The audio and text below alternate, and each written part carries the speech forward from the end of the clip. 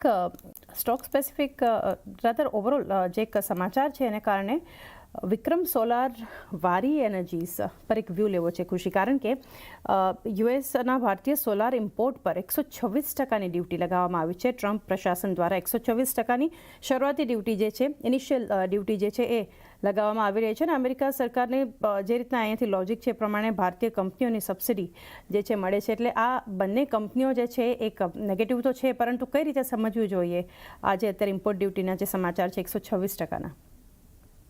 તો અગર આપણે ઓવરઓલ જે સોલાર સેક્ટર પર જે ટ્રમ્પના દ્વારા જે ટેરિફ લગાડવામાં છે, અગર આપણે એના પર જોશું તો આ ન્યૂ ટર્મ માટે જરૂર તરીકેથી એક નેગેટિવ ફેક્ટર છે કંપનીઝના માટે સોલાર સેગમેન્ટમાં. પણ જેવી રીતના આપણે જોશું, અગર આપણે સબસિડીઝ જે ગવર્મેન્ટના તરફથી મળવામાં આવે છે ભારતીય સરકારના તરફથી સોલાર કંપનીઝને સ્પેશિયલી, કેમ કે જેવી રીતના આપણે જોયું પણ છે કે ઘણા સમયથી જે સરકારનું મેજર ફોકસ છે એ જે ગ્રીન એનર્જી એના કારણે એક આપણને સોલારને લઈને એક આપણને હાયર સાઈડ આપણને એક સબસિડીઝ છે કે ઇન્વેસ્ટમેન્ટ છે આપણને આ સેક્ટરમાં જોવા મળતા હોય છે.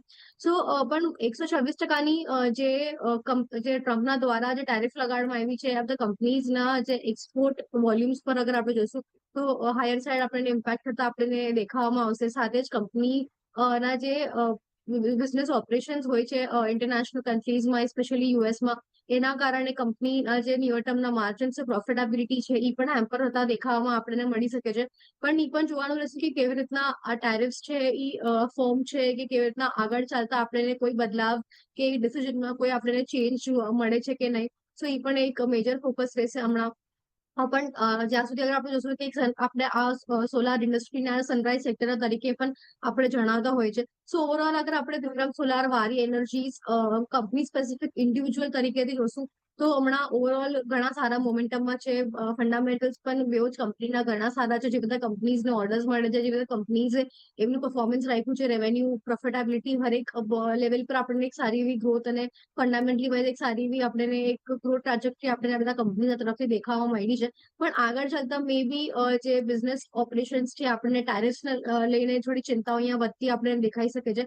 અને એક આપણને નિયર ટર્મ વોલાટિલિટી આપણે જોવા મળશે કે જ્યાં સુધી જે ઓપરેશન્સ છે સ્મૂધ આઉટ ન થાય ત્યાં સુધી. કેમ કે જ્યારે પણ કોઈ ન્યૂઝ ઇમિડિયેટ ઇફેક્ટ પર લાગુ થવામાં આવતું હોય છે ત્યારે એક આપણને સ્ટોકના ઉપર પણ આપણને એક એક્શન જોવા મળતી હોય છે. સેક્ટરમાં પણ આપણને મે બી એનું એક એક્શન કે ઇમ્પેક્ટ કે રિએક્શન આપણે જોવા મળી શકતું હોય છે. પણ લોંગ ટર્મના અંદર કેવી રીતના બધા ઓપરેશન સ્મૂધ આઉટ થાય છે કે આ ડિસિઝનમાં કોઈ બદલાવ આવે છે એના પર પણ આપણી એક નજર રહેશે. તો એક લોંગ ટર્મ પણ કઈ રીતે એક ડેવલપમેન્ટ છે, એક ફોકસ રાખીશું. વારી એનર્જીઝ માટે આજે ઇનફેક્ટ એક ન્યૂઝ પોઝિટિવ પણ છે. ગુજરાતમાં દ્વારકા ખાતે વિન્ડ પ્રોજેક્ટ માટેનો એલઓએ કંપનીને મળ્યો છે એસસીસીઆઈ પાસેથી, એટલે સોલર એનર્જી કોર્પોરેશન ઇન્ડિયા પાસેથી. એટલે આજે જોઈએ એક પોઝિટિવ નેગેટિવ બંને અપડેટ છે, પરંતુ સ્ટોક રિએક્શન વારી એનર્જીઝ વિક્રમ સોલાર પર આપણે ફોકસ રાખવાની છે. આજે ડૉક્ટર રેડ્ડીઝ પર પણ એક નજર રાખીશું, પરંતુ એક લોંગ ટર્મ વ્યૂ આપણે ચર્ચા કરીએ, કારણ કે બ્રોકરેજ રિપોર્ટ એક નેગેટિવ છે. ઇનફેક્ટ સિટી દ્વારા ખુશી એક વ્યૂ લઈએ અગર કંપની પર, તો સેલ કોલ આવ્યો છે અને 1070ના ટાર્ગેટ તો આપ્યા છે, પરંતુ જ્યારે ફંડામેન્ટલ્સ જોઈએ ડૉક્ટર રેડ્ડીઝ માટે, આપનો વ્યૂ કઈ રીતે રહેશે અહીંયા? તો આપણે ડોક્ટર રેડ્ડીઝ હાલમાં જોશું તો ન્યૂ ટર્મમાં આપણે એકાદ બે દિવસથી કંપની ન્યૂઝના અંદર પણ આવી રહી છે. જેવી રીતના કંપનીના પર કોઈ લિમિટેશન નું એક ચાર્જ લાગેલું છે કે એસસી દ્વારા જે કંપની એમના હેલ્થકેર, યુક્રેન અને બાકી બધા કન્ટ્રીઝમાં જે એમના પ્રોફેશનલ્સ છે એમના પેમેન્ટ લઈને યુએસના જે એન્ટી કરપ્શન લોને કંપનીએ વોઇડ કર્યું છે. સો એને લઈને એક લિમિટેશન હમણાં હાલમાં કંપનીમાં ચાલી રહ્યું છે. પણ હજી પણ અગર આપણે જોશું તો એના પર આપણે કોઈ ફોર્મ નતીજો આપણને નથી જોવા મળે કે કોઈ આપણને ક્લેરિટી ઓવરઓલ આખા કેસ પર નથી આવી. તો આપણને એક બે દિવસથી કન્ટિન્યુઅસલી આ એક ઓવરઓલ એક રિએક્શન આપણને સ્ટોકના ઉપર જોવામાં આવી રહ્યું છે. પણ જેવી રીતના કંપનીઝ અને એમના ડ્રગ્સના અપ્રુવલ્સ મળ્યા છે યુએસડી એના દ્વારા, જે કંપનીએ એમના અપ્રુવલ્સ મળ્યા છે, જે એપીઆઈ કંપનીના પાસે છે ડ્રગ્સના, અગર આપણે જોશું એમના પિયર્સના કમ્પેરિઝનમાં કંપનીએ ઘણું સારું એમનું એક ઓપરેશન પરફોર્મન્સ આપ્યું છે. સો ફંડામેન્ટલી પણ અગર આપણે જોશું તો કંપનીનું જે પ્રોફિટેબિલિટી ગ્રોથ છે એ ઘણો સારા લેવલ્સ પર આપણે જોતા હોઈએ છીએ. લાસ્ટ ક્વાર્ટર પણ ઇનફેક્ટ અગર આપણે જોશું તો કંપનીએ ઘણા સારા લેવલ્સ પર આપણે એમના નંબર્સ આપ્યા છે.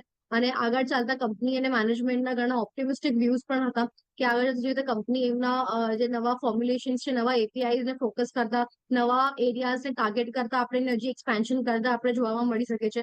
પણ નિયર ટર્મ જે રીતના લેગિટેશન ચાર્जेस અને ઇમ્પેક્ટને હમણાં ચર્ચાઓ ચાલી રહી છે એને ચાલતું મને લાગી રહ્યું છે કે થોડું નિયર ટર્મ આપણને એક કરેક્શન કાં તો એક રિએક્શન નેગેટિવ રિએક્શન આપણને સ્ટોક પર જોવા મળી શકતું હોય છે પણ લોંગ ટર્મ સ્ટીલ જે રીતે કંપનીના ફાઇનાન્શિયલ્સ છે અને ઓપરેશન્સ છે એ સ્ટીલ ઇન્ટેક્ટ છે. લોંગ ટર્મ એક વ્યૂ પુલિશ આપણને ડૉક્ટર રેડ્ડીઝ પર, પરંતુ આજે એક નેગેટિવ બ્રોકરેજ રિપોર્ટ છે, જોઈએ સ્ટોક રિએક્શન કઈ રીતે બતાવશે. ત્યારબાદ ઓવરઓલ આજે બર્નસ્ટેઇન તરફથી ક્વિક કોમર્સ સ્પેસ પર એક રિપોર્ટ આવ્યો છે. ખુશી, આપણે ઇનફેક્ટ ગઈકાલે ઇટર્નલ પર ચર્ચા પણ કરી હતી, જે એક પ્રેશર આ સ્ટોકે ગઈકાલે બતાવ્યું છે. ઇટર્નલ નિફ્ટીના ટોપ લૂઝર્સમાં આઈટી સિવાય અગર કોઈ હતું તો એ ઇટર્નલ, જ્યાં સૌથી વધારે ઘટાડો હતો. સ્વિગી અને ઇટર્નલ બંને પર બર્નસ્ટેઇન આઉટ પરફોર્મનું રેટિંગ આપી રહ્યું છે, પરંતુ quick commerce as a space, કારણ કે એઆઈ એપ્સ ગ્રાઉન્ડ ઓપરેશન્સ વિના પણ ફક્ત ડિમાન્ડ ચેનલ્સ તરીકે કાર્ય અહીંયાથી કરી શકે છે, તો કઈ રીતે આ સ્પેસ માટે વ્યૂ રહેશે ઓવરઓલ? તો અગર આપણે ઝોમેટો અને સ્વિગી, એટર્નલ અને સ્વિગી અગર આપણે બેવ જ કાઉન્ટર્સ જોઈશું, સો લાસ્ટ ક્વાર્ટર્સમાં આપણને બેવ જ કંપનીના તરફથી જે રિઝલ્ટ આપણે જોયા હતા, આપણને સારા એવા લેવલ્સ પર આપણે રિઝલ્ટ આપણે બેવ જ કંપનીના આપણે જોવામાં આવ્યા હતા. સાથે જ કંપનીના જે સેગમેન્ટ્સ છે, જેમ કે હાઈપર પ્યોર થઈ ગયું, બ્લિંકિટ છે, ઇન્સ્ટામાર્ટ છે, આપણને આ બધા જ એમાં 10 મિનિટ ડિલિવરી ના જે સેગમેન્ટ્સમાં જે કંપની એમનું કેપેક્સ કરી રહી છે અને આગળ ચાલતા જે એમનું કંપની એક્સપાન્શન્સ કરી રહી છે, એને ચાલતા કંપની એમના અગ્રેસિવ પ્લાન્સ આપણને જણાવવામાં આવ્યા હતા. પણ સ્ટીલ જે ઓવરઓલ સ્પેસ છે એ ઘણું કોમ્પિટિટિવ છે, ઘણું અનઓર્ગેનાઇઝ છે હમણાં, અને એના કારણે આપણને જે શિફ્ટ છે, સેક્ટોરલ શિફ્ટ છે, આપણને કન્ટિન્યુઅસલી વે કરતા આપણે દેખાતું હોય છે. વેલ્યુએશન વાઇઝ પણ અગર આપણે જોઈશું તો બેવ જ કંપનીના વેલ્યુએશન આપણને હાયર સાઇડ દેખાતા હોય છે, પણ કશે ના કશે જે બધા કંપનીઝના ઓપરેશન્સ છે, કંપની જેવા લેવલમાં જેવા એન્વાયરમેન્ટમાં હમણાં ઓપરેટ કરી રહી છે, ફંક્શન કરી રહી છે, એ વેલ્યુએશન્સ પણ આપણે કશે ના કશે હમણાં પ્રીમિયમ વેલ્યુએશન જસ્ટિફાય થતા હોય છે, કેમ કે જે સેક્ટોરિયલ જે કોમ્પિટિશન કંપની ફેસ કરે, સાથે જ જે હવે વધારે કોમ્પિટિશન ફેસ થવાની જે અનસર્ટની વધી રહી છે, કેમ કે એમના કોમ્પિટિટર્સને પણ લિસ્ટિંગ માટે હવે નોડ મળી ગઈ છે. સો આપણે આવતા સમયમાં મે બી જે એમના કોમ્પિટિટર્સ છે એ પણ આપણે સ્પેસમાં આવતા એન્ટર કરતા આપણને દેખાશે, અને એના કારણે મે બી જે કોમ્પિટિશન છે એ હાયર સાઇડ જશે. સાથે જ આપણા કંપનીઝને જે એમના વર્કર્સને લઈને જે એક્સપેન્સીસ હોય છે એ પણ આપણે મેનેજ કરતા કશે ના કશે આપણે જોયું છે કે આપણને હાયર સાઇડ હમણાં કંપની ફેસ કરે છે. ઘણા બધા ચેલેન્જીસ છે, જેમ કે એમના હરેક સેગમેન્ટલમાં ગ્રોથ લાવવાની, કે એમના એક્સપેન્સીસને મેનેજ કરવાનું, એમના રેવન્યુના સામે, તો એ કશે ના કશે કંપની હમણાં નથી કરી શક્યા.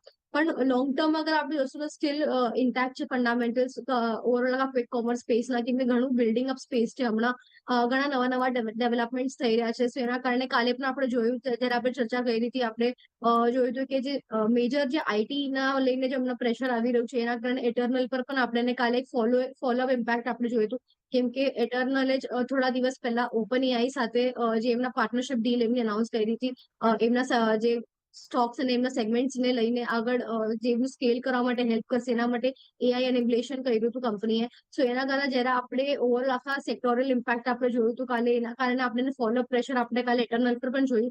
પણ સ્ટીલ મને લાગે છે કે જેવી રીતના આ બધા અનસર્ટિનિટીના સિનારીઓમાં થોડું આ બિલ્ડિંગ અપ સ્પેસ પણ છે, થોડું ઇમેચ્યોર સેક્ટરના તરીકે આપણને જણાવવામાં આવી શકતું હોય છે. પણ લાંબા ગાળામાં જેવી રીતના ડિમાન્ડ છે, જેવી રીતના ગ્રોથ કંપની એમના કેટર કરી રહી છે, સો મને લાગે છે લોંગ ટર્મમાં મે બી આપણે સ્પેસથી એક સારી પરફોર્મન્સ કે એક સારી એવી આપણને ઓપરેશન મેટ્રિક્સના તરીકે એક સારી એવી રિકવરી આપણે એક્સપેક્ટ કરી શકીએ છીએ. ઓવરઓલ લોંગ ટર્મ એક સારી ઓપોર્ચ્યુનિટીઝ, એક રિકવરી આ સ્પેસ જે છે આપણને ખાસ કરીને બતાવી શકે છે. ત્યારબાદ જ્યાં એક આજે ફોકસ રાખીશું, એક પીડીલાઇટ માટે લોંગ ટર્મ વ્યૂ લેવો છે, કારણ કે નુવામાં અહીંયાથી ખુશી ઘણું બુલિશ રિપોર્ટ આપી રહ્યું છે. બાય રેટિંગ 1915ના તેઓએ ટાર્ગેટ આપ્યા છે પીડીલાઇટ માટે, પરંતુ જ્યારે એક લાંબા ગાળાની ચર્ચા કરીએ કંપની પર, આપ કઈ રીતે ફંડામેન્ટલી જોઈ રહ્યા છો એને? તો અગર આપણે પીડીલાઇટની હમણાં ફંડામેન્ટલ મને લાગે છે પીડીલાઇટ પણ હમણાં ઘણા એક ડિસન્ટ લેવલ્સ પર હમણાં ટ્રેડ કરી રહ્યું છે. સાથે જ કંપનીની જે બેલેન્સ શીટ છે એ ઘણી હમણાં સારી રીતના વેલ પોઝિશન છે, ઓલમોસ્ટ ડેટ ફ્રી છે કંપની, તો કંપનીના જે રૂમ પણ મળે છે આગળ જતા ફોર એક્સપેન્શન. અને એના સાથે જ આપણે જોશું તો કંપની એમનું ડિવિડન્ડ પે આઉટ પોલિસી પણ ઘણી સારી, ઓલમોસ્ટ 46% ડિવિડન્ડ કંપની આપે છે. So even that is quite good ઇન્વેસ્ટર્સના માટે. સાથે જ કંપનીના પર આપણે કેશ ફ્લો અને બીજા બધા મેટ્રિક્સ જોઈશું તો એ પણ ઘણા સારા લેવલ્સ પર છે as compared to there piers. અને કંપનીએ હંમેશા એમ પરફોર્મન્સ મેન્ટેન રાખ્યું છે, વેરેઝ આપણે હમણાં થોડા સમય પહેલા આપણે કેમિકલ સેક્ટરમાં ઓવરઓલ આપણને થોડું એક વધારે આપણને કોઈ સ્ટેગ્નન્ટ પરફોર્મન્સ આપણે કન્ટિન્યુઅસલી જોયા હતા. પણ સ્ટીલ અનફેવરેબલ સિનારીઓમાં પણ પીડીલાઇટ કંપનીએ એમના જે ફાઇનાન્શિયલ સ્ટેટના નંબર્સ છે આપણને એક ઇમ્પેક્ટ પરફોર્મન્સ આપણે આવતા આપણે જોઈ રહ્યા હતા.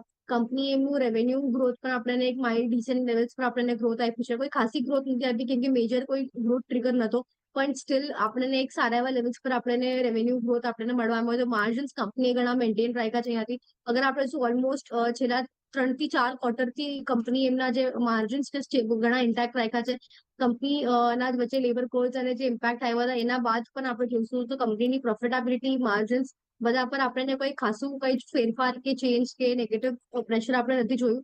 સ્ટીલ પીડીલાઇટ માટે પણ જે વ્યૂ રહેશે લોંગ ટર્મ માટે ઘણું પોઝિટિવ જ રહેશે. ટર્મ વ્યૂ ઘણો પોઝિટિવ આપણને બનતો જોઈ રહ્યા છે પીડીલાઇટ માટે.